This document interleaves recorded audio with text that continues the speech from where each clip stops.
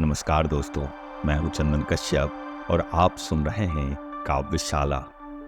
Sunday series की आज की कहानी है शहादत हसन मंटो की लिखी हुई खोल दो। तो आइए सुनते हैं कहानी।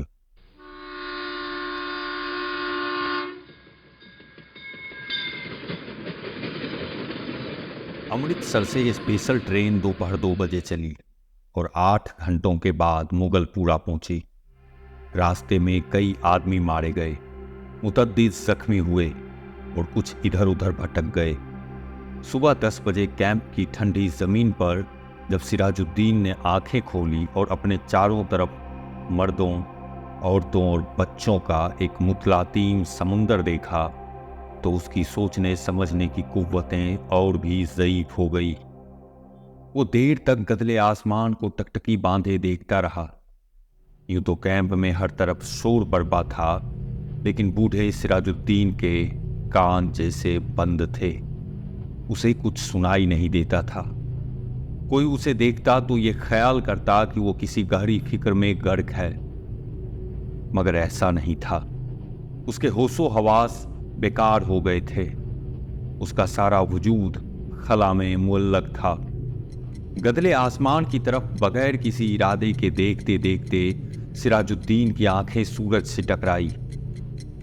तेज रोशनी उसके वजूद के सारे रेशों में उतर गई और वो जाग उठा।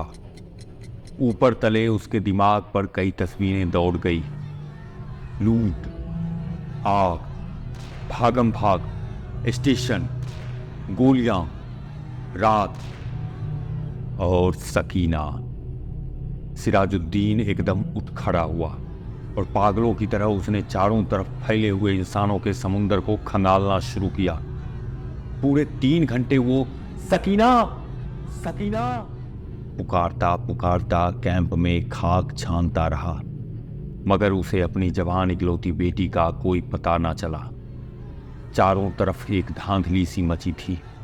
कोई अपना बच्चा ढूंढ रहा था तो कोई अपनी माँ, कोई अपनी बीवी को और कोई अपनी बेटी को। सिराजुद्दीन थक हार कर एक तरफ बैठ गया और हाफिजे पर जोर देकर सोचने लगा कि सकीना उससे कब और कहाँ जुदा हुई। लेकिन सोचते सोचते उसका दिमाग सकीना की माँ की लाश पर जम जाता, जिसकी सारी अंतड़ियां बाहर निकली हुई थी। इससे आगे वो और कुछ ना सोच सकता। सकीना की माँ मर चुकी थी।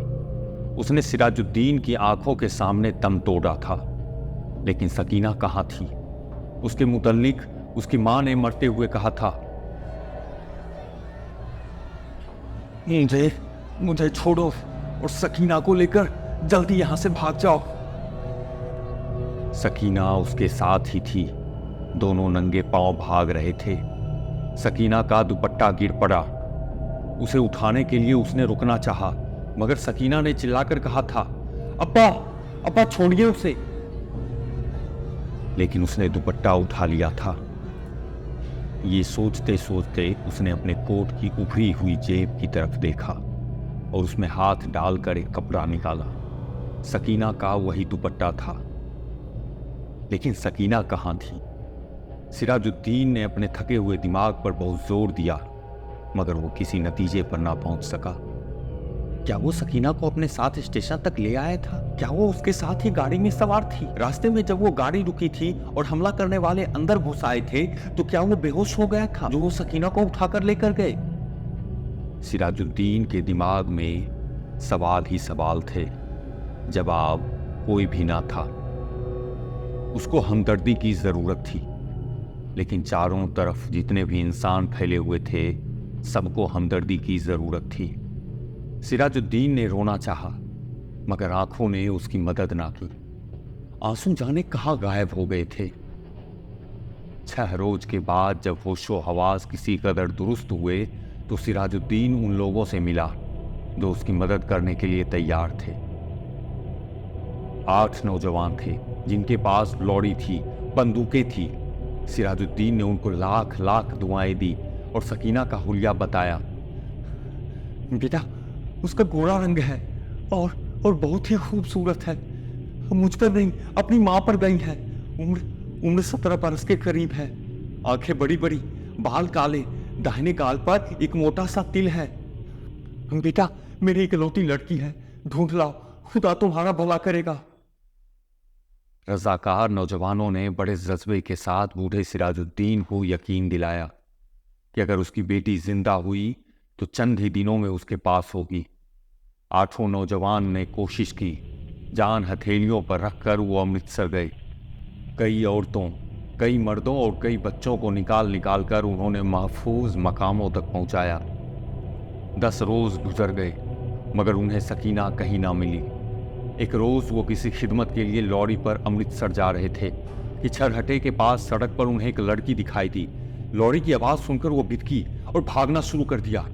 रसाकारों ने मोटर रोकी और सबके सब उसके पीछे भागे। एक खेत में उन्होंने लड़की को पकड़ लिया। देखा तो वो बहुत खूबसूरत थी। दाहिने गाल पर मोटा तिल था। एक लड़के ने उससे कहा, घबराओ नहीं, क्या तुम्हारा नाम सकीना है? लड़की का रंग और भी जर्द हो गया। उसने कोई जवाब ना दिया, लेकिन उन तमाम लड़कों ने उसे दम दिलासा दिया तो उसकी वहशत दूर हुई। उसने मान लिया कि वो सिराजुद्दीन की बेटी सकीना है। 8 रजाकार नौजवानों ने हर तरह सकीना की दिलजोई की। उसे खाना खिलाया, दूध पिलाया और लॉरी में बिठा दिया।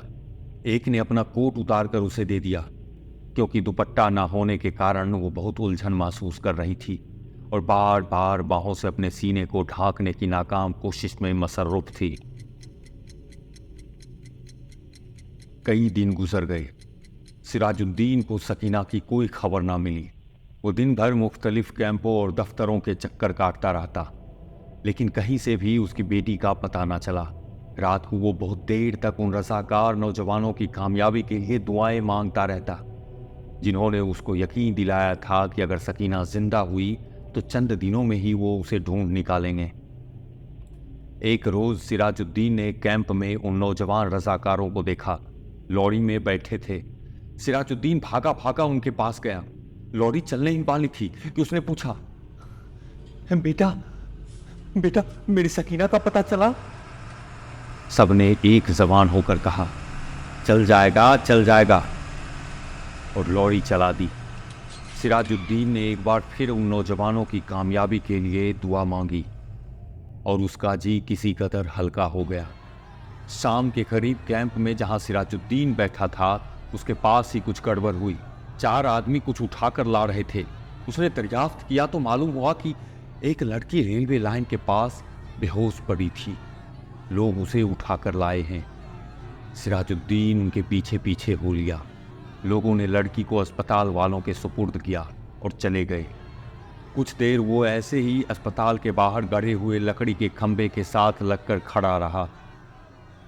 आहिस्ता आहिस्ता अंदर चला गया। कमरे में कोई भी नहीं था। एक स्ट्रेचर था जिस पर एक लाश पड़ी थी। सिराजुद्दीन छोटे छोटे कदम उठाता उसकी तरफ बढ़ा। कमरे में अचानक रोशनी हुई। सिराजुद्दीन ने लाश के सर्द चेहरे पर चमकता हुआ तिल देखा और चिल्लाया, सकीना! डॉक्टर ने, जिसने कमरे में रोशनी की थी, सिराजुद्दीन से पूछा, क्या है? सिराजुद्दीन के हलक से सिर्फ इस कदर निकल सका, जी जी जी, मैं इसका बाप हूं।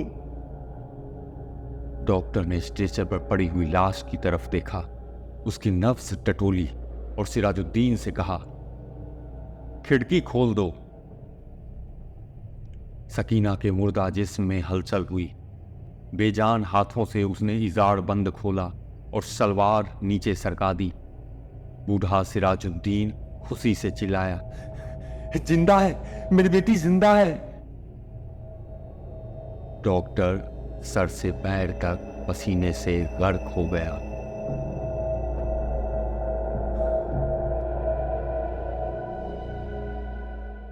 तो दोस्तों, ये थी कहानी सादत हसन मंटो की लिखी हुई खोल दो। आपको ये कहानी कैसी लगी आप कमेंट करके ज़रूर बताइएगा। अगर आपको ये कहानी अच्छी लगी तो इसे लाइक, शेयर और चैनल को सब्सक्राइब ज़रूर कीजिएगा। धन्यवाद।